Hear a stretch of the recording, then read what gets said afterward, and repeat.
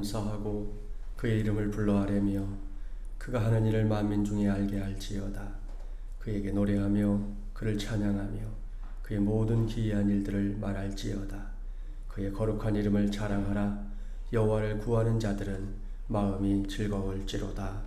여호와는 위대하시니 우리 하나님의 성 거룩한 산에서 하나님께 경배할지어다. 아멘.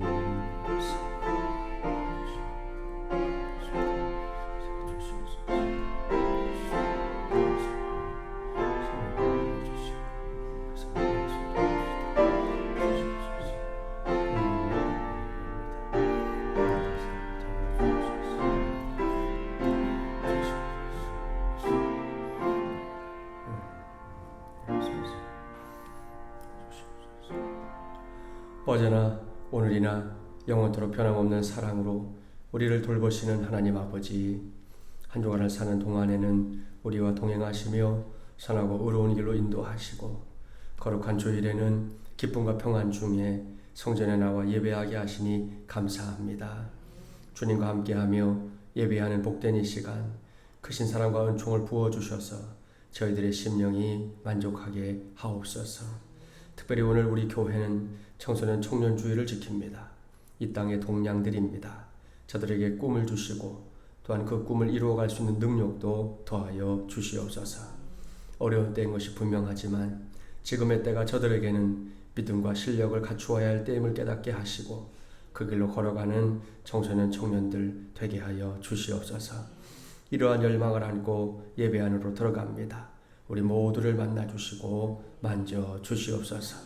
오늘도 우리의 다드림 예배를 받아주시는 우리의 중보자 예수 그리스도의 이름으로 간절히 기원하옵나이다. 아멘.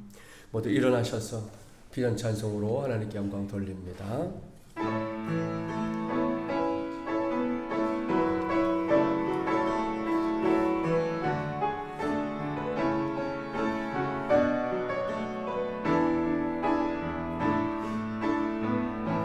우리 보좌 앞에 모였네. 함께 주를 찬양하며 하나님의 사랑 그 아들 주셨네. 그의 피로 우리 구원받았네. 십자가에서 쏟으신 그 사랑 강같이 온 땅에 흘러 각 나라와 족속 백성 방언에서 구원 받고 주 경배드리네.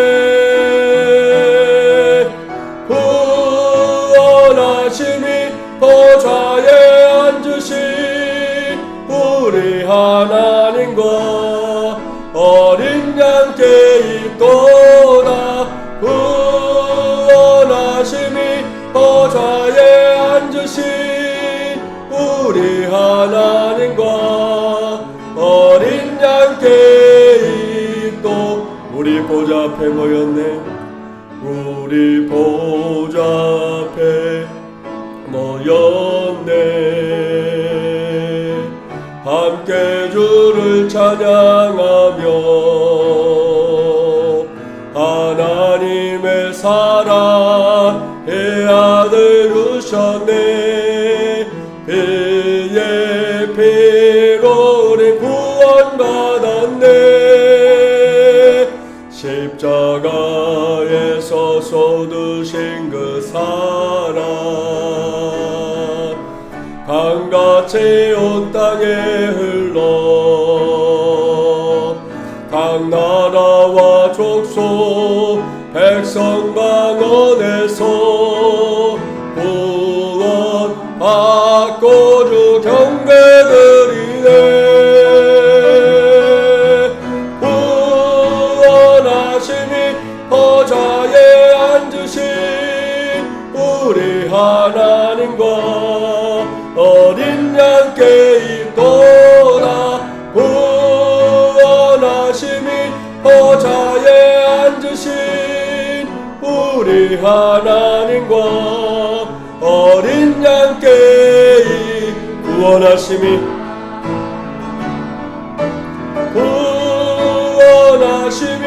보좌에 앉으신 우리 하나님과 어린 양께 있도다. 구원하심이 보좌에 앉으신 우리 하나님과 어린 양께 있도다.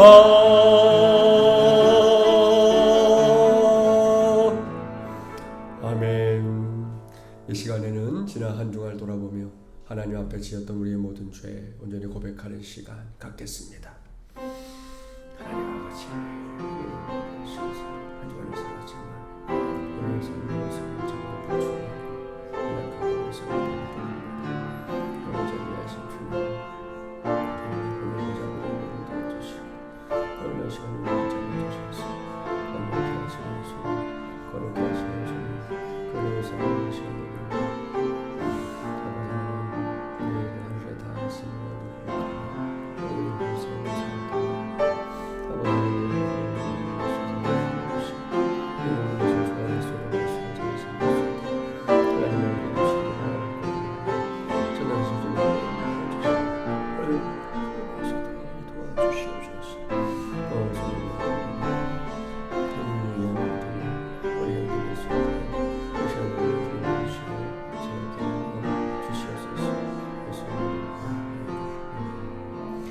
우리의 기도를 들으신 하나님께서 예레미야 26장 3절 말씀으로 우리의 죄를 용서해 주십니다.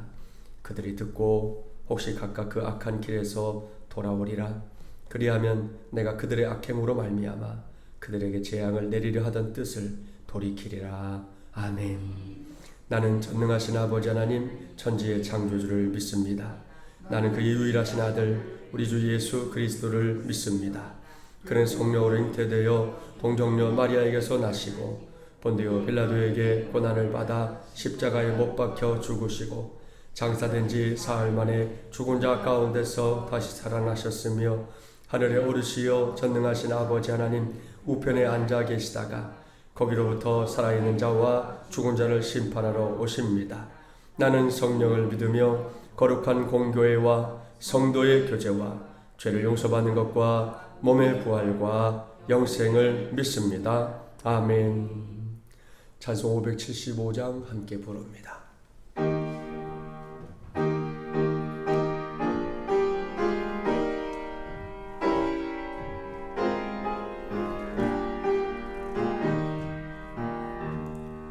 주님께 귀한 것 드려 젊을 때 힘다하라.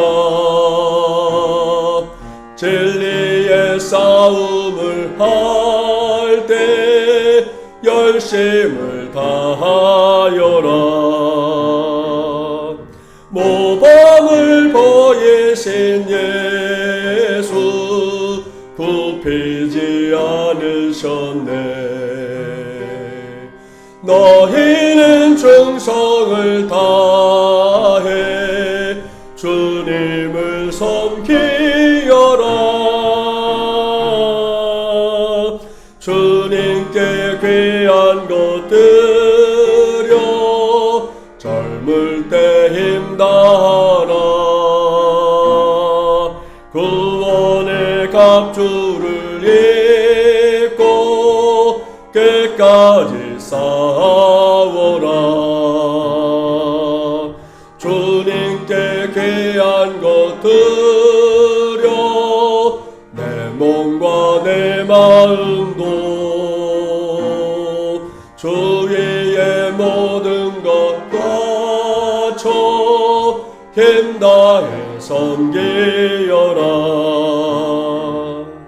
독생자 보내신 성부 은혜를 베푸시니 너희는 정성을 다해 주님을 섬기여라. 주님 주님께 귀한 것 드려 젊을 때 힘다하라. 구원의 갑주를 입고 끝까지 싸워라. 우리의 귀한 것 모두 주님께 바치어도 그 귀한 생명을 주신 주 은혜 못 갚네.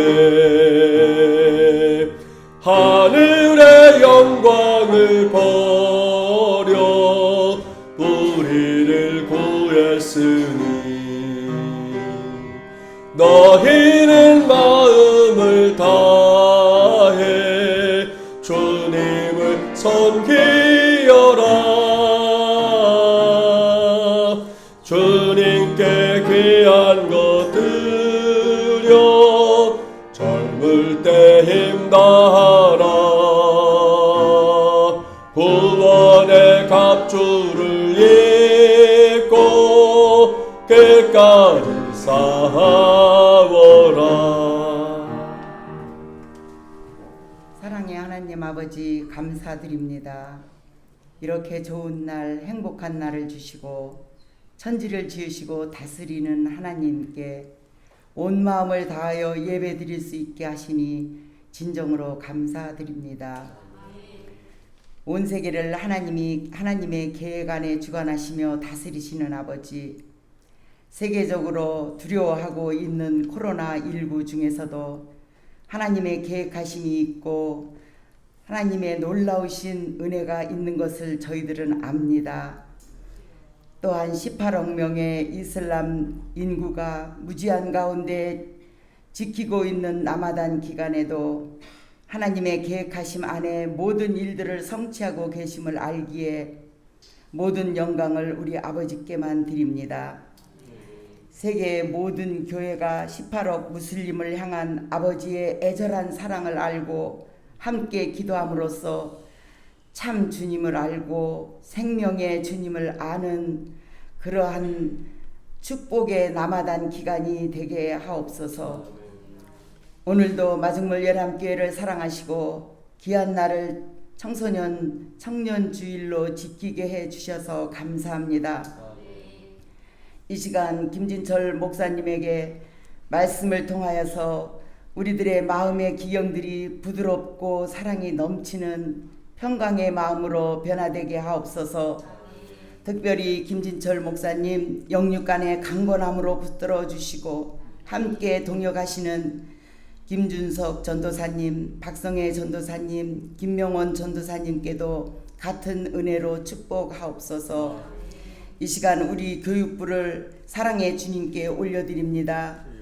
새벽 이슬과 같이 아름답고 영롱한 교육부의 자녀들, 정말 주님의 은혜가 절실히 필요하며 우리 부모 세대들의 간절한 기도가 필요하오니 우리가 먼저 깨어 기도하게 하옵소서. 3부 예배 청소년 청년 교회가 연합으로 예배를 드릴 때 저들의 길을 열어주시고 주님을 알게 하시며 또한 오후 예배에는 청소년 청년 헌신 예배로 드려집니다.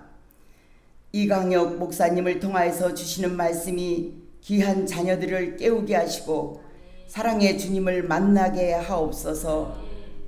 오늘의 모든 예배 가운데 성령님 기름 부으시고 함께 하심으로 말미암아 우리 모두가 기쁨으로 드려지는 예배가 되게 하옵소서. 감사드리며 예수님의 이름으로 기도드립니다. 아멘.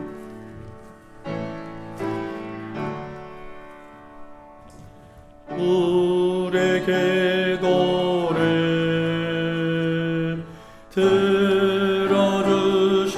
들어주시고 주님의 평화를 내려주소서.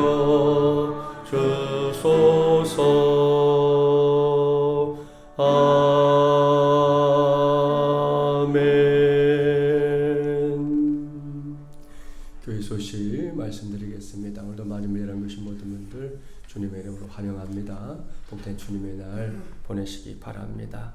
오늘 청소년 청년 주일로 지킵니다. 3부 예배 시간에는 청소년교회 청년교회가 연합으로 예배하도록 하겠고요. 오후 3중 줄여지는 예배 시간에는 우리 권사님도 기도해 주셨지만 청소년 청년 헌신 예배로 드립니다. 강사는 우리 CCM 듀엣, 먼저 우리 이유정 목사님이 몇 해 전에 우리 교회를 다녀가신 적이 있는데 함께 동역하는 우리 이강혁 목사님이 오셔서 오늘 특별히 이 코로나19의 어려운 상황 속에서 주제도 평안, 샬롬으로 정하고 우리 청년들에게 또 우리 교우들에게 하나님의 샬롬을 전하는 시간을 가지려고 합니다.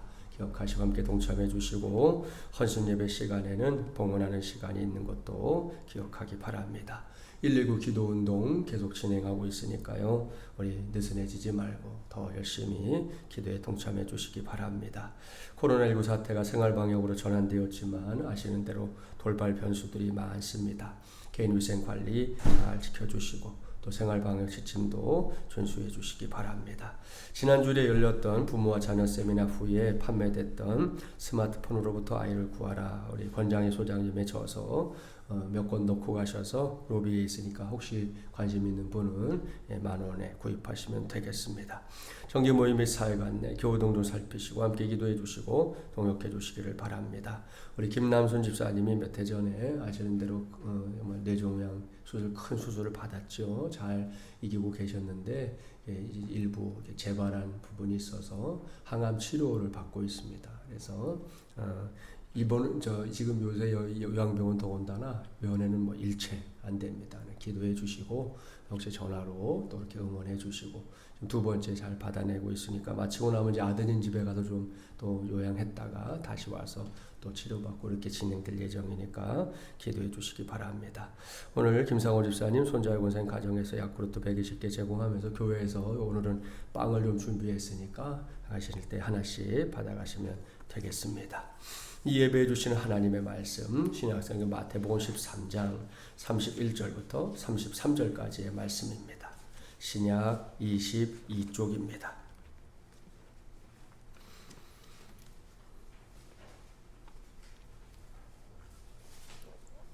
마태복음 13장 31절부터 33절 말씀 신약 22쪽입니다.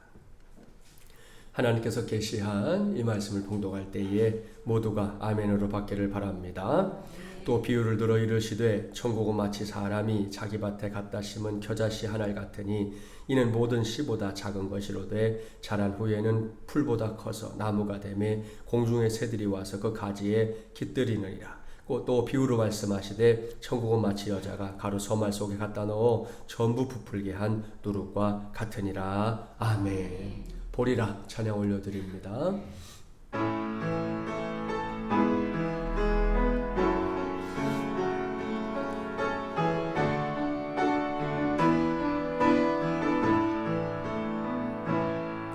우리 오늘 눈물로 하나의 실 심는다. 꿈꿀 수 없어 무너진 가슴에 저들의 푸른 꿈 다시 돋아나도록 우리 함께 땀 흘려 소망의 길을 만든다.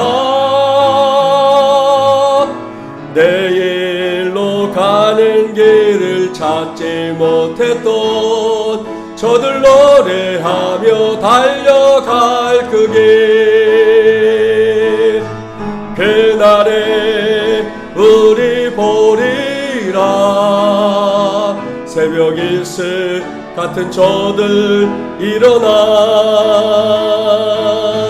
뜨거운 가슴 사랑의 손으로 이 땅 치유하며 행진할 때 오래 황폐하였던 이 땅 어디서나 순결한 꽃들 피어나고 푸른 의의 나무가 가득한 세상 우리 함께 그날에 우리 보리라. 그날에 우리 보리라. 새벽 이슬 같은 저들 일어나. 뜨거운 가슴 사랑의 손으로 이 땅 치유하며 행진할 때 오래 황폐하였던 이 땅 어디서나 순결한 꽃들 피어나고 푸른 위에 나무가 가득한 세상 우리 함께 보리라.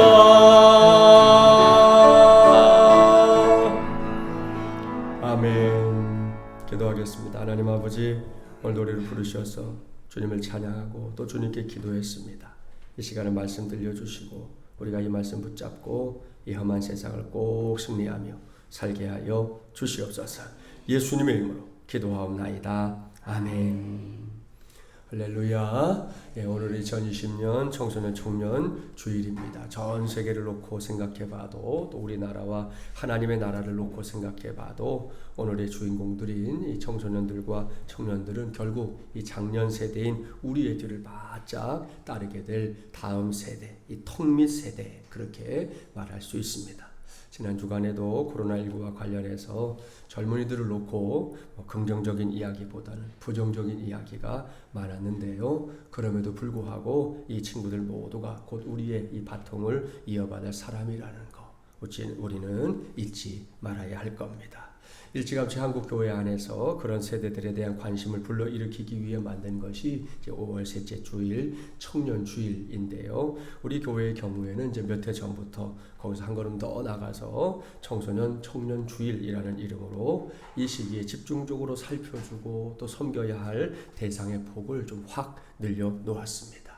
그런 이유로 오늘 3부 예배 시간에는 청년들이 연합해서 예배하는 시간까지 마련해 놓은 겁니다. 그러니 오늘은 물론이고 오늘 이후에도 교회 안팎에서 그 친구들께 만날 때 그냥 스쳐 지나가지 마십시오. 마음을 다해 축복해 주기를 주님의 이름으로 당부합니다. 이렇게 의미 있는 5월의 셋째 주일, 여전히 부활의 계절인데요. 오늘 불변의 가치 부활 6번째 시간입니다. 오늘은 반드시 훈련이 필요한 새 영역이라는 제목으로 하나님의 말씀을 전하도록 하겠습니다. 오늘 우리에게 주신 하나님의 말씀 마태복음 13장 31절 이하의 말씀입니다. 마태복음 13장 그러면 뭐가 떠오릅니까? 천국이 떠오릅니다. 왜요? 마태복음 13장 전체가 천국에 관한 비유로 가득 차 있기 때문입니다. 그걸 외우는 방법 제가 이미 가르쳐 준 적이 있는데요. 한번 따라서 해볼까요? 시가견우 밭진그. 시가견우 밭진그. 잘 안 돌아가죠? 이게 요즘 청소년 청년들이 흔하게 사용하는 줄임말이라는 거 아시죠? 씨 뿌리는 자의 비유, 가라지 비유, 겨자씨 비유, 누룩의 비유, 밭에 감추인 보화의 비유, 진주의 비유, 그물의 비유, 이렇게 7가지가 예수님께서 천국을 설명하기 위해 사용했던 비유들이고 마태복음 13장 전체에 들어있습니다. 그 중에서 청소년 청년 주일인 오늘 여러분과 함께 살펴볼 말씀은 겨와 누입니다. 먼저 겨를 볼까요? 본문 31절 32절 함께 봉독해 보겠습니다. 또 비유를 들어 이르시되 천국은 마치 사람이 자기 밭에 갖다 심은 겨자씨 하나 같으니 이는 모든 씨보다 작은 것이로되 자란 후에는 풀보다 커서 나무가 되매 공중의 새들이 와서 그 가지에 깃들이느니라. 아멘. 사랑하는 마중물이란 가족 여러분, 이 말씀은 우리에게 심지어는 예수를 믿지 않는 사람들에게까지 널리 알려져 있는 비유입니다. 여기에 등장하는 겨자는 사실 나무가 아니라 이 풀입니다. 마치 지금 사진 나오지만 우리나라의 유채 꽃밭을 보는 듯 하지요. 더 정확하게 말하면 이 갓 종류입니다. 맛도 쌉싸름하니 우리나라에서 즐겨 먹는 갓김치로 만들어 먹어도 좋다 그럽니다. 이 겨자씨는 1년 초인데요. 2월 말부터 4월 중순까지 꽃을 피웁니다. 크기는 이제 무릎 높이부터 무려 2m까지 자라고요. 무씨 크기의 씨앗을 송알송알 맺게 됩니다. 지금 여러분의 눈으로 확인이 되고 있는데요. 겨자씨가 세상에서 제일 작은 씨앗은 아닙니다. 하지만 예수님 시대에는 겨자씨가 가장 작은 씨의 대명사인 것처럼 이 속담에 오르내렸습니다. 고대 유대 법전인 미슈나를 보면 정원에 겨자씨를 뿌리지 말라 이렇게 경고합니다. 왜냐? 그 씨가 순식간에 자라서 공간을 잠식해버리고 결과적으로는 다른 식물들이 맥을 못 추기 때문이었습니다. 결국 씨앗의 크기에 비해서는 번식력이 매우 대단하다 이런 말인데요. 그래서 작은 씨의 대명사가 된 것이다. 성경학자들은 이렇게 추측합니다. 이런 특성 때문에 겨자는 큰 나무에 이제 비유될 수 있었습니다. 다만 나무는 어때요? 위로 자라지만 겨자는 옆으로 자기 존재를 퍼뜨리는데요. 이것이 예수님께서 천국을 겨자씨에 비유하신 이유입니다. 이 겨의 비유에서는 이걸 꼭 기억해 두기 바랍니다. 다음으로 누를 볼까요? 본문 33절 말씀 함께 봉독합니다. 또 비유로 말씀하시되 천국은 마치 여자가 가루 서말 속에 갖다 넣어 전부 부풀게 한 누룩과 같으니라. 아멘. 여기에 등장하는 누룩이 뭔지 아시죠? 발효제를 가리킵니다. 보통 이제 밀이나 찐콩 등등 곡류를 띄워서 누룩 곰팡이를 번식시켜 만드는데요. 성경 안에는 누룩이 들어간 빵, 그러니까 유교병과 누룩이 들어가지 않은 빵, 무교병이 다 등장합니다. 먼저 무교병을 볼까요? 자, 이것이 유대인들이 6월절에 먹는 무교병입니다. 빵이라고는 하는데 전혀 부풀지 않았죠. 밀가루 자체를 그냥 구워서 만든 형태의 빵입니다. 아무리 봐도 그닥 맛있어 보이지는 않아요. 자, 유교병은 다릅니다. 여러분의 눈에 보이는 대로 상당히 부풀어 있습니다. 그런 당장 부피에 있어서 무교병과는 현격한 차이를 보입니다. 이러한 차이를 만들어주는 게 뭐냐? 바로 이 누룩이고요. 예수님은 이 누룩을 천국에 비유해서 말씀하고 있는 겁니다. 여기서 묻겠습니다. 예수님께서 두 가지의 비유, 그러니까 겨자씨 비유와 누룩 비유를 통해 천국을 설명하는 이유, 도대체 무엇일까요? 여기서 우리가 관심을 집중해야 할 핵심이 뭐냐는 겁니다. 우리는 여기서 이런 질문을 펼쳐놓고 두 비유의 공통점을 찾아내야 합니다. 얼른 찾아보세요. 뭘까요? 두 비유의 공통점, 너무 어렵게 생각하지는 마시고 두 비유의 공통점, 그것은 변화시키는 것에 있습니다. 그렇습니다. 겨자씨도 누룩도 모두 작은 거, 아주 미미한 거, 아무것도 아닌 거, 연약한 것이지만 전체를 변화시키는 상징성을 갖고 있다는 겁니다. 봐라, 바로 이것이다. 이렇게 바로 눈앞에서 보여줄 수는 없어요. 그래도 안에서 밖으로 또 유기적으로 점진적으로 성장하는 것, 이것이 바로 하나님 나라의 속성이다 하는 것을 이 말씀을 통해 보여주고 있는 겁니다. 구약 성경을 볼까요? 당시에 이스라엘이라는 나라는 실로 보잘것없었습니다. 꽤나 오랜 시간 동안 이스라엘 주변에 자리 잡고 있었던 이집트, 아시리아, 바벨론 제국에 비하면 너무 미약했었다는 것, 세계의 역사도 증명하는 바입니다. 그걸 생각해 보면 이스라엘은 오늘 본문에 나오는 겨자씨와 같은 나라였다 이렇게 말할 수 있습니다. 그런데 그러한 이스라엘에 하나님께서 손을 대시자 어떤 일이 일어났습니까? 다윗 왕이 통치하던 때에는요, 지중해 연안 전체에 영향을 미치는 나라가 되었습니다. 솔로몬이 통치할 때에는 이 세상에 하나밖에 없는 하나님의 성전을 건축하는 대위협을 세우기도 했습니다. 이 모두가 하나님께서 겨자씨처럼 별것 아닌 이스라엘을 나라와 민족을 초월해서 하나님의 뜻을 펼치는 도구로 만드신 확실한 증거입니다. 이와 같은 관점에서 계속해서 성경을 읽어보면 우리의 주님이시고 교회의 머리이신 예수님에 대해 성경이 다소 충격적인 증언을 하고 있다는 걸 확인할 수 있습니다. 이사야 53장 2절 말씀인데요. 자막에 나옵니다. 우리 함께 봉독해 보도록 하겠습니다. 그는 주 앞에서 자라나기를 연한 순 같고 마른 땅에서 나온 뿌리 같아서 고운 모양도 없고 풍채도 없은즉 우리가 보기에 흠모할 만한 아름다운 것이 없도다. 아멘. 여기에 언급된 그가 누굽니까? 인류의 모든 죄를 해결하기 위해 이 땅에 오신 예수 그리스도, 우리 주님을 가리킵니다. 그런데 주님의 겉모습을 보라는 거예요. 당시의 사람들에게 그 모습은 결코 매력적이지 않았습니다. 흔히 하는 말로 별 볼 일이 없어 보입니다. 아니, 별 볼 일이 없어요. 기대할 것이 없어 보이는 정도가 아니라 기대할 게 없습니다. 방금 말씀을 함께 봉독해 봤는데요. 결코 아무런 일도 일어나지 않을 것만 같습니다. 하지만 아시죠? 연한 순 같고 마른 땅에서 나온 뿌리 같고 어딘가 봐줄 고운 모양도 없고 심지어 흠모할 만한 아름다운 것도 없다. 이렇게 선언된 예수님의 순종과 십자가 사건을 통해 모든 인류를, 오고 오는 모든 세대를 억만 죄악으로부터 건져내는 위대한 복음의 역사가 펼쳐지게 됐다는 사실 말입니다. 할렐루야. 그렇습니다. 2000년 전에 예수님 때문에, 예수님에 의해서, 예수님으로 말미암아 시작된 위대한 복음의 역사는 21세기인 오늘날에도 5대양 6대주에 걸쳐 그 위력을 쟁쟁하게 발휘하고 있는 중입니다. 이러한 사실을 전제하면서 이제는, 아니 오늘은 우리의 차례임을 여러분 모두에게 선포하는 바입니다. 특별히 2020년 청소년 청년주의를 맞이한 오늘 하나님의 위대한 역사를 이어나갈 몫이 우리의 청소년들, 우리의 청년들에게 있다는 말씀입니다. 그뿐이 아닙니다. 믿음 안에서 철저하게 그들의 뒷배가 되어주어야 할 저와 여러분도 마찬가지입니다. 그렇습니다. 우리 교회의 청소년 청년들을 필두로 저와 여러분 모두가 오늘 주신 말씀에 기록된 것들을 그저 문자로만 남겨두면 안 된다는 거죠. 이 말씀들이 무조건 나의 말씀, 그리고 우리의 말씀, 나아가서 우리 공동체의 말씀이 되게 해야 할 줄 믿습니다. 그러기 위해서는 마중물 예람이라는 이 한 공동체로 부르심을 받은 우리 모두가 같은 마음, 같은 믿음으로 기도해야 할 것이에요. 하나님 아버지, 저는 모든 면에서 초라하고 부족한 인생입니다. 겨자씨 같습니다. 누룩 같습니다. 그러나 그렇게 적은 것으로도 큰 나무가 되게 하시고 전체를 부풀게 하시는 하나님의 역사가 제게도 나타나게 하여 주시옵소서.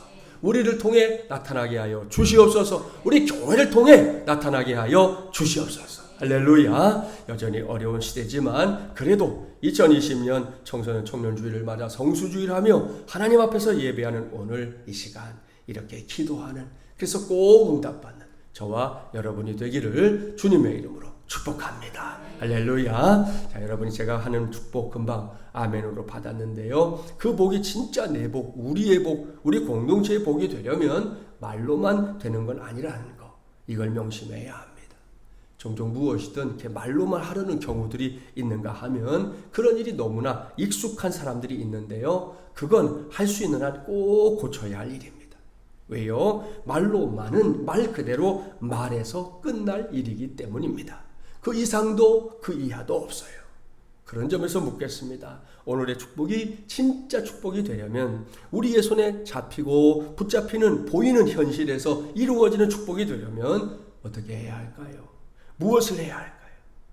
이 질문에 대한 대답으로 제가 오늘 여러분에게 제시하려고 하는 것은 우리 모두가 기꺼이 은혜에 빚진 훈련자들이 되어야 한다, 이겁니다. 사랑하는 여러분, 지금 우리가 하고 있는 신앙생활은 상식이나 교양을 쌓는 과정이 아니에요. 얼마간 동안 몇몇 코스를 딱 끝내고 나면 덕하니 자격증을 주는 그런 게 아닙니다. 더군다나 장애물 넘듯 교회 문턱 뛰어넘기 이 정도가 신앙생활의 전부는 아닙니다. 결코 아닙니다. 그리고 내가 속한 공동체가 하나님 앞에서 훈련받고 또 훈련받아서 이 땅을 변화시켜 나가야 할 사명과 책임을 감당해야 한다는 걸 알고 행하는 것, 그것이 신앙생활입니다. 이건 역시 청소년과 청년들은 물론이고 주님의 몸된 교회를 섬기는 모든 세대들이 함께 감당해 나가야 할 몫인 줄 믿습니다. 오늘은 그런 관점에서 생각해 봐야 할 훈련의 영역을, 그것도 나 자신부터 반드시 훈련해야 할 이 세 가지 영역을 이제부터 하나씩 살펴보도록 하겠습니다. 첫째, 영성 훈련입니다. 영성이 무엇입니까? 사전적인 의미는 신령한 품성이나 성질을 가리킵니다. 그런데 이것은 어디까지나 이제 일반적인 낱말풀이고요. 영성에는 더 풍성하고 깊은 의미가 있어요. 세 가지로 정리해 보겠습니다. 영성이란 먼저 하나님을 믿고 거듭난 모든 자녀들에게 주어진 영적인 성품을 말합니다. 다음으로 영성이란 성령의 역사하심으로 예수 그리스도를 통해 이루어진 하나님의 모든 은혜와 은총을 경험한 자에게서 나타나는 자연스럽고 경건한 성품을 가리킵니다. 마지막으로 영성이란 성령의 충만한 은혜 속에서 성령의 지배를 받고 살아가는 영적인 사람의 속성을 말합니다. 내용이 좀 길어졌는데 요약하면 거듭남을 체험한 사람의 성품, 속성이다 이렇게 말할 수 있습니다. 예수 그리스도를 나의 주, 나의 하나님으로 진실되게 믿고 고백하는 순간 우리가 체험하는 거 거듭남 아닙니까? 맞습니다. born again, 다시 태어나는 거. 이것이 지금 이 시간에 제가 강조하고 있는 우리의 영성의 기초입니다. 뿌리입니다. 출발이에요. 생각해 봅시다. 누구든지 거듭나기 전에는 결코 하나님을 믿을 수가 없어요. 예수님의 십자가와 부활, 그것도 지금도 아니고 2000년 전에 일어난 그 일, 그게 나를 구원한다? 인정할 수가 없어요. 정말이지 어린 반푼어치도 없는 일이에요. 그걸 믿는다고 말하는 사람들 다 미친 사람으로 보여요. 어리석어 보이고 성경의 기록을 빌려오면 그런 사람들처럼 미련한 사람들이 세상 천지에 없어요. 그런데 누구든지 거듭나면 모든 게 달라집니다. 이게 가능해지거든요. 그냥 믿어집니다. 주저함 없이 받아들여집니다. 2000년이라는 이 시간의 갭, 그까짓 것 아무런 문제가 되지 않습니다. 바로 그때부터 영성이, 내 안의 영적인 성품이 새롭게 자리 잡는 역사가 일어나게 된다는 말씀입니다. 여러분, 이것이 구원받음입니다. 작년 특세 중에 있던 일이로 기억을 해요. 어느 토요일 새벽에 우리 교회 집사님의 친정 아버님이 무려 60년 만에 교회에 발걸음을 들여놓는 사건이 일어났어요. 나중에 집사님과 이야기를 나눠보니까 언제나 그렇지만 이게 그냥 일어난, 그러니까 우연히 일어난 일은 아니었어요. 그동안 집사님으로 하여금 집중적으로 부모님 위해서 기도하게 하셨고, 그 기도가 이제 하늘을 향해 올라가던 중에 일어난 일이었습니다. 집사님이 결혼하고 나서 벌써 이제 20년 이상 됐는데 친정 아버님이 집에 와서 주무신 게 그때가 처음이라는 거예요. 그러니 이거 말 그대로 하나님의 역사 아닙니까? 집사님은 제게 미리 연락해서 내일 아버님 모시고 갈 건데 목사님 기도해 주세요 그랬어요. 저는 오케이 했고 저는 기도로 준비했습니다. 그런 다음에 토요일 새벽에 만나 뵌 건데요. 예배를 마치고 나서 이야기를 들어보니 이 어르신이 청년 시절에 신학생으로 살았던 시간도 있었던 거예요. 자녀도 몰랐어요, 그거를. 자기 아버님이 신학생이었다는 걸 몰랐더라고요. 놀라운 일이죠. 그야말로 그 시절의 어르신들이 대부분 그랬듯이 이제 신학생으로 공부하다가 당장 먹고 살아야 했기 때문에 부득불 이제 공무원으로 가는 길을 이제 선택해서 그 이유를 살았다 말씀하셨어요. 그러다 보니까 자연스럽게 멀어진 신앙생활이었던 겁니다. 그로부터 세월이 흘러 무려 60년 만에 예배를 드렸는데요. 설교 말씀이 귀에 잘 들어왔다는 거예요. 어려서 세례는 받았는데 정확하게 신앙 고백을 했던 기억이 없다 그러셔서 그 자리에서 영접 기도를 하시겠느냐 물었더니 그러시겠다 그랬어요. 그래서 그 시간에 자신의 죄를 고백하고 예수님을 나의 주님으로 영접합니다 하는 영접 기도까지 했습니다. 할렐루야. 최근에 근황을 물어봤더니 요즘 코로나19 때문에 두문물 주라고 계시다 그러는데 저는 지금도 확신합니다. 한 영혼이 거듭나게 하는 하나님의 역사가 오늘날에도 계속되고 있다는 것. 그리고 그 아버님 속에서 하나님께서 그 일을 행하고 있다는 것 확실하게 믿습니다. 그렇게 해서 얻게 되는 것이 영성이라는 거예요.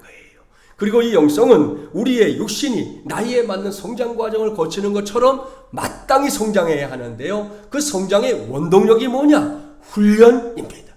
그것도 성령 하나님께 의존하는 훈련이고요. 주님을 깊이 체험하는 훈련입니다. 성경은 분명하게 약속하고 있습니다. 성령 하나님께서 우리 모두를 진리 가운데로 인도해 주신다고 말입니다. 따라서 훈련의 시작도 과정도 마무리도 다 성령 하나님께 의존해야 하는 것입니다. 옳습니다. 기도 한마디를 하더라도 주님과 더 나은 관계를 회복하기 위한 기도가 필요합니다. 찬송하더라도 주님과 더 나은 관계를 목표로 찬송해야 합니다. 성령 안에서 이러한 훈련들이 이어져 나갈 때 우리의 영성은 하나님이 기뻐하는 영성으로 잘 그리고 제대로 성장할 줄 믿습니다.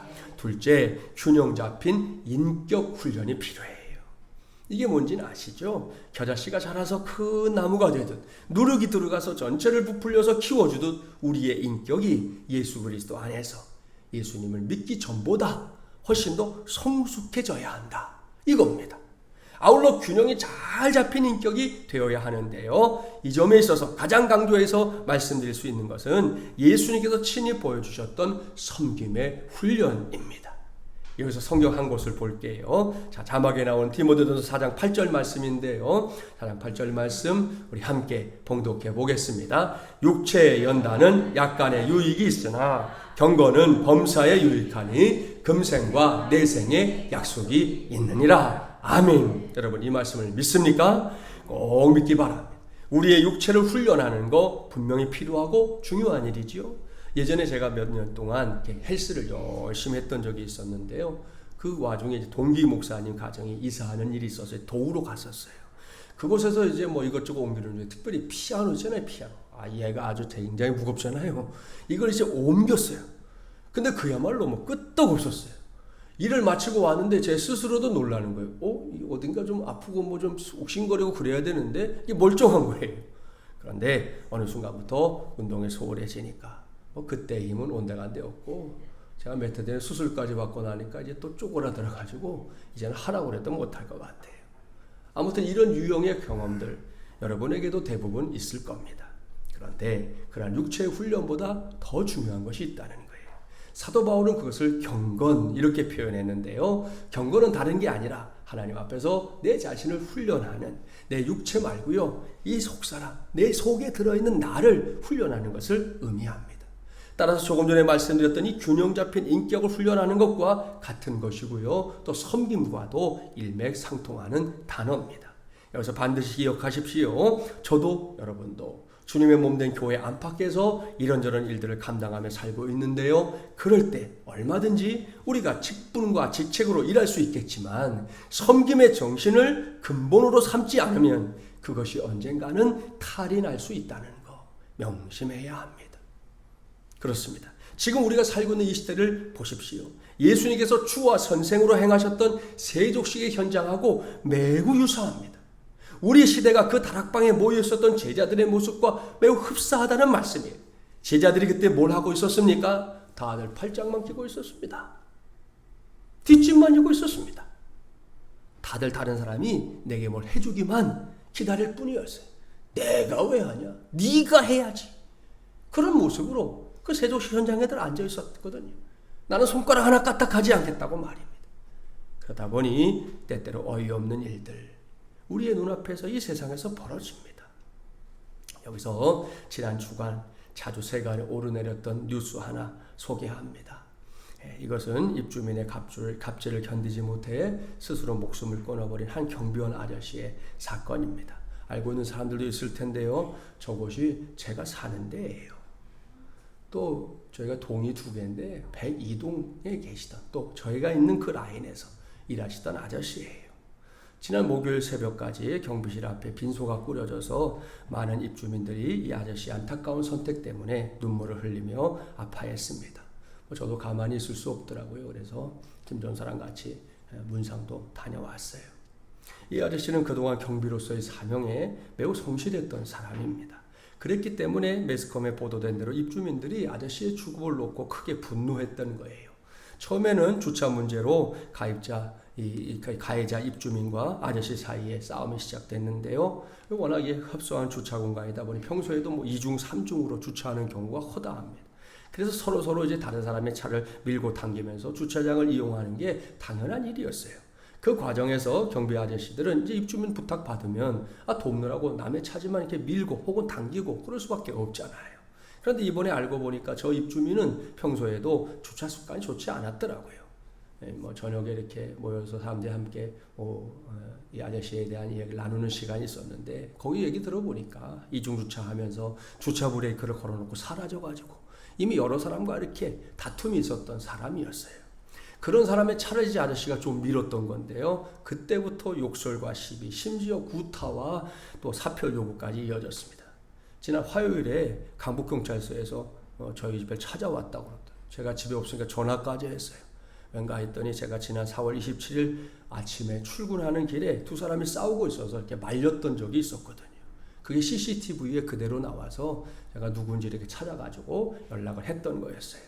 아무튼 이 사건의 가해자는 제가 얼마 전에 설교 중에 소개했던 제가 가장 싫어하는 스타일이죠. 강한 사람 앞에서는 약하게, 약한 사람 앞에서는 강하게. 딱 그 스타일이에요. 제가 말렸던 그날부터 일주일 뒤에 경비 아저씨는 코뼈가 주저앉을 정도로 폭행당했습니다. 그런데 가해자가 자신의 알리바이를 위해서 아저씨의 전화기에 보낸 문자를 보면 아저씨에게 머슴이라는 단어를 사용하면서 코뼈가 주저앉은 건 자기가 한 게 아니고 친형한테 얻어맞아서 코뼈가 주저앉은 거는 병원 갔다 오셨습니까? 이렇게 문자를 보낸 거예요.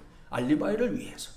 거짓말을 늘어놓는 거죠. 그뿐이 아닙니다. 가해자는 자신도 피해자라고 하면서 예전에 교통사고 때 받아뒀던 진단서를 이번 사건의 진단서라고 위에는 또 까만색으로 쫙쫙 지웠어요. 그리고 뭐 다친 거에 대한 진단서만 이렇게 보내가지고 아저씨에게 치료비 2천만 원 준비하고 기다려라. 그렇게 협박까지 했습니다. 조금만 잘 살폈더라면 이게 가짜 진단서라는 거 알았을 텐데 이 아저씨가 더 이상 자신의 힘으로 이 일을 해결할 수 없다 생각하고는 지난 주일 저녁에 해서는 안 될 선택을 했던 겁니다. 현재 가해자는 계속해서 쌍방과실이다 주장하고 있습니다. 이에 시민단체들이 이 사람을 고발한 상태고요. 경찰에서도 입건해서 사고 경위를 조사하는 중입니다. 여러분, 이거 말이 되나요? 정말로 어이가 없습니다. 문제는 이게 우리가 사는 세상이라는 거예요. 다른 사람이 사는 세상이 이게가 아니에요. 그러니 이런 세상을 상대로 우리가 해야 할 게 뭡니까? 예수님처럼 허리에 수건을 두르고 팔짱 끼고 있는 사람들, 뒷짐지고 있는 사람들, 난 몰라 이렇게 고집을 피우는 사람들에게 찾아가는 겁니다. 거기서 섬김의 훈련을 감당하는 거예요. 물론 이게 쉽지는 않아요. 때로는 하고 싶지 않을 게 분명합니다. 목사도 싫어요. 내가 왜 이런 생각이 꼬리에 꼬리를 물 때가 있어요. 그래도 우리는 해야 합니다.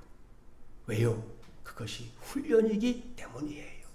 그리고 주님께서 우리에게 세상 속에서 섬김의 삶을 살라 말씀하셨기 때문입니다. 이와 관련해서 깨달음을 주는 실화가 있어요. 제2차 세계대전 이후에 독일 남서부에 위치한 이 슈바르츠 발트에서 복구 작업을 하는 중에 발견된 게 있었어요. 그것은 몸통만 남은 예수님 상이었습니다. 이것을 발견한 사람들 너무나 마음이 아팠습니다. 그래서 사람들이 이제 모여서 의논을 한 거예요. 새로 제작하자는 의견부터 시작해서 팔만 수리하자, 뭐 아예 없애자, 기타 등등 다양한 의견들이 모아졌는데요. 최후 결론, 그것은 가장 성경적이라는 이유 아래 예수님 상은 그냥 두고 다만 앞에 다음과 같은 팻말을 세우기로 결정합니다. 주님께서는 팔이 없으십니다. 우리의 팔이 필요합니다. 주님께서는 당신의 팔을 통해 모든 인류가 사랑을 베풀기 원하십니다. 당신의 팔을 빌려 주십시오. 그런 팻말을 붙여놓았습니다. 사랑하는 여러분, 저와 여러분이 이렇게 주님께서 원하시는 팔이 되는 것, 그것도 기꺼이 되는 것, 그것이 우리 모두가 받아야 할 균형 잡힌 인격 훈련, 섬김 훈련이다 생각합니다. 우리 청년 세대들은 말할 것도 없고요.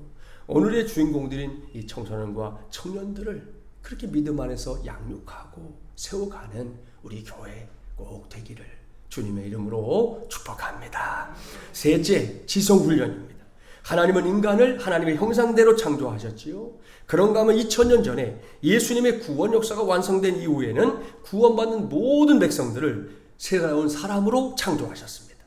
에베소서 4장 말씀입니다. 심령이 새롭게 되어 하나님을 따라 의와 진리와 거룩함으로 지으심을 받은 새 사람을 입으라 그러셨습니다. 그뿐이 아닙니다. 하나님은 우리의 지식까지 새롭게 해주셨습니다. 그래서 사도 바울은 골로새서 3장 10절에서 예수님을 믿는 자들을 가리켜 뭐라고 했느냐? 지식에까지 새롭게 하심을 입은 자, 이렇게 말씀하고 있습니다. 사도 베드로 역시 같은 맥락에서 베드로후서 3장 18절 말씀을 기록하고 있는데요. 자, 자막에 나오는 말씀 우리 함께 봉독해 볼까요? 우리 주 곧 구주 예수 그리스도의 은혜와 그를 아는 지식에서 자라가라. 아멘. 할렐루야. 이 모든 말씀들이 궁극적으로 지향하고 있는 바가 뭡니까? 하나님의 말씀을 비롯해서 세상을 살아가는 데 필요한 지식을 배우고 익히는 일에 최선을 다하라. 이겁니다. 이와 관련해서 우리가 흔하게 하거나 듣는 말이 뭐예요? 알아야 면장을 한다. 이건데요. 여기에 등장하는 면장을 면장으로 그러니까 면회 행정 업무를 주관하는 공무원으로 이해하는 경우가 대부분입니다. 근데 아니에요.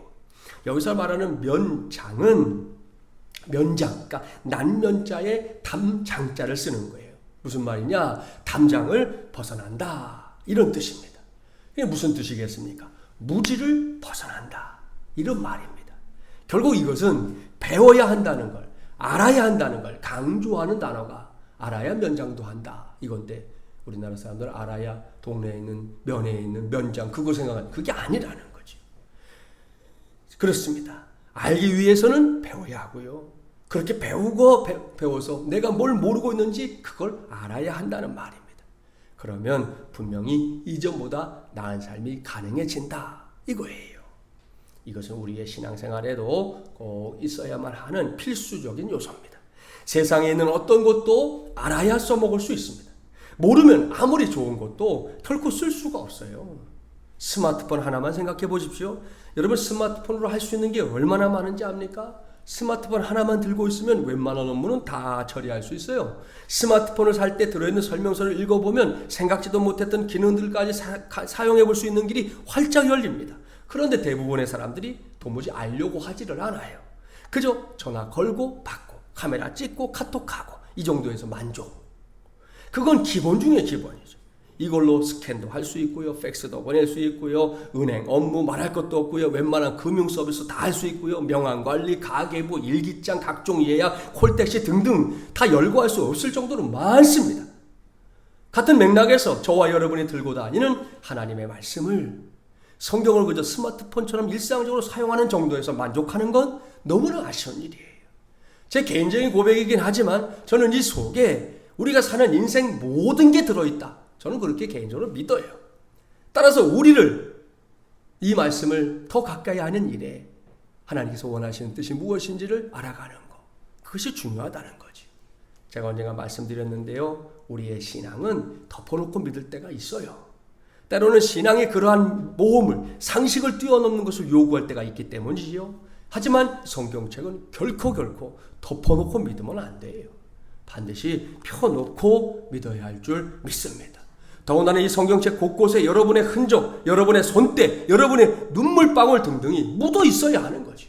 그런 훈련을 통해 우리 모두는 하나님이 기대하시는 그 자리에 우뚝 서게 될 줄 믿습니다. 그래서 뜬금없는 질문 하나 해볼까요? 여러분, 들판의 벼, 이제 가을 되면 우리가 보게 될 테지만 아시죠? 벼는 무엇을 먹고 자랄까요? 진짜 벼의 비료가 뭐냐? 이러면 당장 쉽게 화학비료요, 이렇게 대답할 사람이 많습니다. 띵동댕이면 좋겠는데 땡입니다. 정답을 가르쳐 드릴게요. 벼는 주인의 발자국 소리를 먹고 자란답니다. 그렇습니다. 휘영청 달밝은 밤이나 장대비가 쏟아지는 신새벽에 어디선가 저벅저벅거리며 다가오는 이 주인의 발자국 소리, 그 소리를 먹고 자라는 게 벼다. 농부들은 그렇게 말합니다. 이것은 우리의 신앙이 반드시 귀 기울여야 할 사실입니다. 오늘도 세상 곳곳에서 얼마나 많은 소리들이 들려오는지 아시죠? 코로나19 때문에 우리가 듣는 소리들이 얼마나 많은지 몰라요. 이른 새벽에 저와 여러분을 깨운 알람부터 시작해서 온종일 우리가 듣게 되는 소리가 부지기수입니다. 그런 가운데 우리가 진짜로 들어야 할 소리 무엇이냐는 거예요. 그것은 무신론과 황금만능주의, 물리학 제국주의의 시대에도 불구하고 변함없이 우리에게 걸어오시는 정겨운 주인의 발자국 소리, 우리 주님의 숨결인 줄 믿습니다. 그래서 신학자 에밀 브루너는 하나님의 말씀을 가리켜 뭐라고 그랬느냐? 주인의 음성이다, 이렇게 표현했어요. 옛날 축음기 아시죠? 그 축음기를 보면 저렇게 나팔통 곁에서 귀를 기울이는 개의 사진이 붙어 있었습니다. 요즘은 이런 축음기가 안 나오니까. 이것은 RCA라는 회사가 빅터사를 인수하고 나서 사용한 이 축음기 상표입니다. 상표. 근데 제목이 기가 막혀요. 이것도 주인의 음성, His Master Voice예요. 무슨 말이냐? 개가 자신을 사랑했던 주인이 죽으니까 주인의 음성이 담긴 축음기를 떠나지 않고 듣고 있었다는 데서 붙여진 광고입니다. 옛날 축음기는 녹음 상태도 나쁘고 기계 결함도 많아서 듣기가 힘들었어요. 끼끼 소리 많이 났어요. 하지만 이 니퍼라고 알려진 이 녀석, 이 개는 이런저런 잡음에는 아예 관심이 없어요. 그 잡음 속에서도 오직 내가 사랑하는 주인의 음성만 골라서 들었다는 거죠.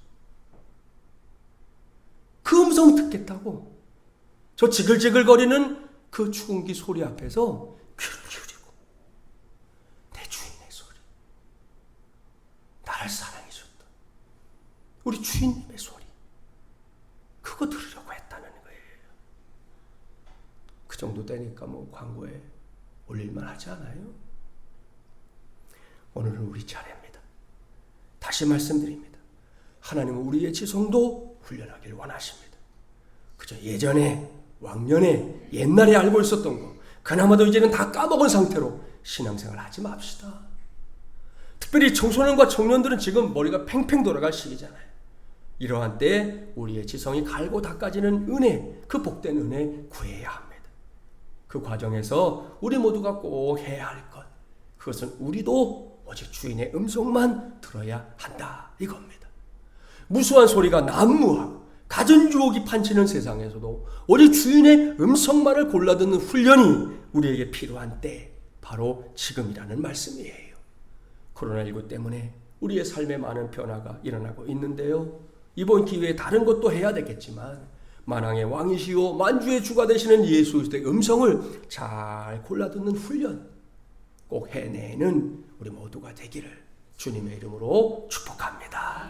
말씀을 마무리하겠습니다. 겨자씨와 누룩을 천국에 비유하신 주님의 마음 우리 먼저 헤아립시다. 마침 부활의 계절인데요. 부활의 주님께서 먼저 가 계신 곳 어딘지 아시죠? 천국입니다. 우리를 위해 그곳에서 뭘 하고 있는지 아시죠? 우리의 처소를 예비하고 있습니다. 그 천국 하나님의 나라는 지금도 확장되어 가고 있다는 거예요. 우리의 신앙도 마찬가지입니다. 성숙해져야 합니다.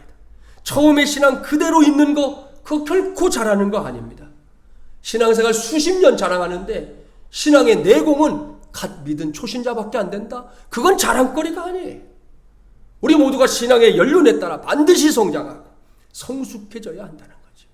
하다못해 말투 하나도 우리 행동 하나도 다른 사람 좀 존중해서 좀 존대어 쓰는 거 하나 그거 하나 못하고 그저 턱턱 말 놓는 게 그게 마치 자신의 권위인 것처럼 생각하고 그렇게 살면 안 된다는 거죠. 우리의 삶에서 성숙 성장해야 될 부분들이 있다는 거 명심해야 합니다.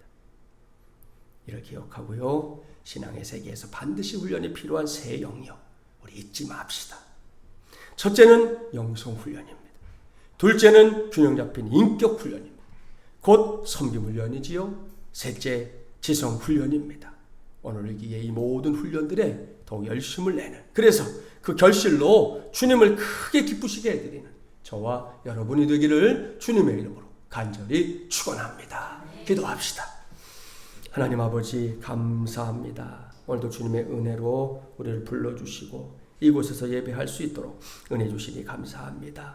청소년 청년주일 맞이해서 오늘 주신 말씀대로 반드시 훈련이 필요한 세 영역에 대해서 우리가 귀를 기울였습니다. 예수님 믿고 구원받는 것이 예수 믿고 구원 끝이 아니라 우리가 주님 나라가는 그날까지는 오늘 겨자씨와 누룩처럼 계속해서 우리를 성숙시키고 성장시켜야 될 책임이 우리에게 있음을 깨닫는 우리 모두가 되게 하여 주시옵소서.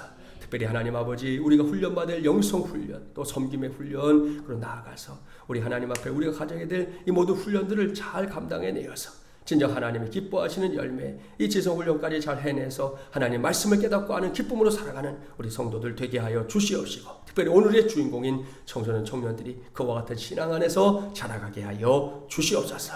주님의 기쁨 되기 원합니다. 오늘도 주님 우리의 소원을 들어 주시옵소서. 예수님의 이름으로 기도하옵나이다. 아멘. 찬송 36장 1절과 마지막 절 부르면서 봉헌하겠습니다.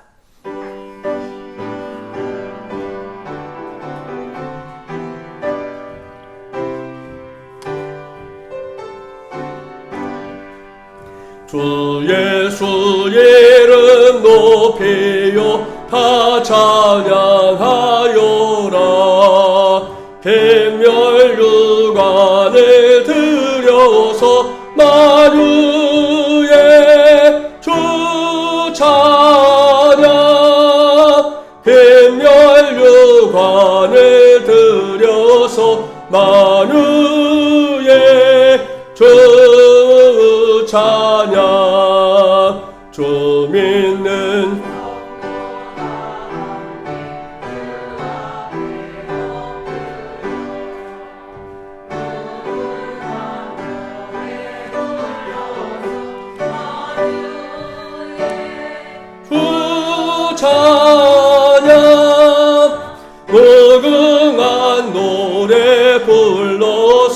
만유의 주 찬양. 아멘. 하나님 아버지 감사합니다. 오늘도 주님의 날 거룩하게 지키게 하시고 이곳에 나올 때 그냥 오지 아니하고 구별한 예물 올려드리게 하시니 감사합니다. 하나님의 나라와 그 복음을 위해서 꼭 쓰여지게 하여 주시옵시고 예물들 손길들 기억하시되 하늘의 복 땅의 복 원천의 복 주시고 우리의 생업 직장과 사업장을 붙잡아 주셔야 되겠습니다. 요즘 코로나19 때문에 실업에 어려움을 겪는 우리의 삶의 현장들입니다. 당장 열어놓은 사업장들도 결코 쉽지 않습니다. 이 모든 일들 속에 주님의 은혜를 구하오니 하나님 아버지 도와주시고 함께해 주시고 길을 열어갈 수 있도록 역사하여 주시옵소서. 또한 하나님 아버지 연약한 우리 환우들을 기억해 주시고 가정에서 병상에서 치료 중에 있는 모든 이들 특별히 김난순 지사님 항암치료 잘 받아내서 또 한번 승리케 하여 주옵시고 모두가 강건해서 주님의 뜻을 이루는 자리에 서게 하여 주시옵소서. 우리의 자녀손들 가운데 믿음 안에 있는 이들의 믿음은 날마다 오늘 주신 말씀처럼 성숙케 하여 주시옵시고 그렇지 못한 이들에게는 구원받을 만한 믿음 먼저 주셔서 우리와 함께 거듭남의 체험을 통해 귀한 영성의 주인공을 살아갈 수 있도록 길을 열어 주시옵소서. 군문에 가는 자녀들, 지방과 해외에 흩어져 있는 우리 가족들 기억해 주시고 눈동자처럼 지켜 보호하여 주시옵소서. 코로나19 사태가 새로운 국면에 접어들다가 이제 이번 주가 고비라고 합니다. 하나님 아버지 우리 국민들의 마음속에 절제할 것은 절제할 수 있도록 도와주시고 생활 방역 지침 잘 따르게 도와주시고 하나님 이를 위해서 교회도 기도하고 섬기게 하시고 하나님 이 어려움을 함께 지내서 반드시 이기는 자리에 서게 하여 주시옵소서. 대통령 밑에 위정자들과 당국자들 또 의료진들 수고하는 모든 사람들 붙잡아 주시옵시고 저들도 건강을 붙잡아 주옵소서. 아버지 땅 끝까지 가는 우리 성교 사람들에게도 어려움이 있습니다. 그 땅에도 일어나고 있는 코로나19 사태로 인한 여러 가지 많은 변화 속에서 반드시 승리할 수 있도록 날마다 기름 부어 주시옵소서. 예수님의 이름으로 기도하옵나이다. 아멘. 모두 일어나셔서 파송의 찬송 함께 부르겠습니다.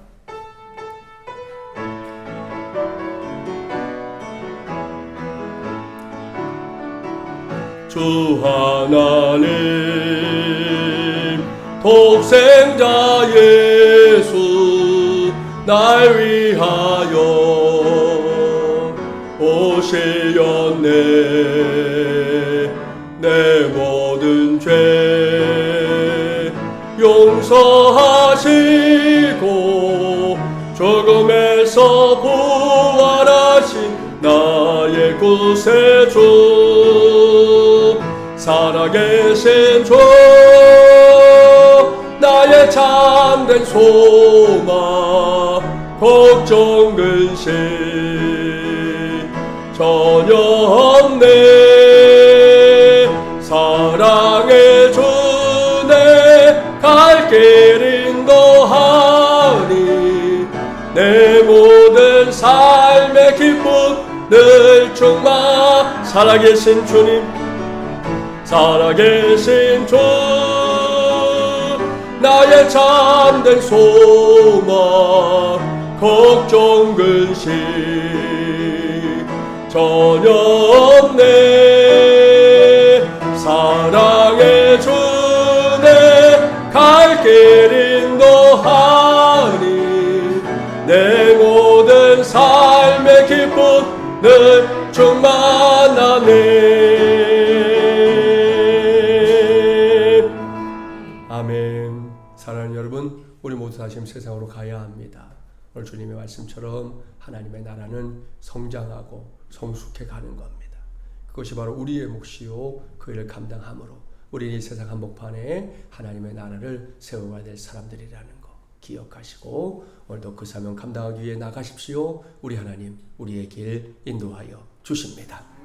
지금 이 땅에 오셔서 우리의 모든 죄 대신 지시고 우리의 구세주가 되어주신 우리 주 예수 그리스도의 은혜와 하나님 아버지의 놀랍고도 만극하신 사랑하심과 성령님의 감화, 감동, 교통, 인도하심의 역사가 오늘도 말씀 붙잡고 다시금 세상을 향해 나아가는 하나님의 귀한 종들과 또한 주의 몸된 교회, 이민족과 열방 가운데 오늘도 수고하며 섬기는 모든 봉사자들 가운데 함께 하시기를 간절히 축원하옵나이다. 아멘.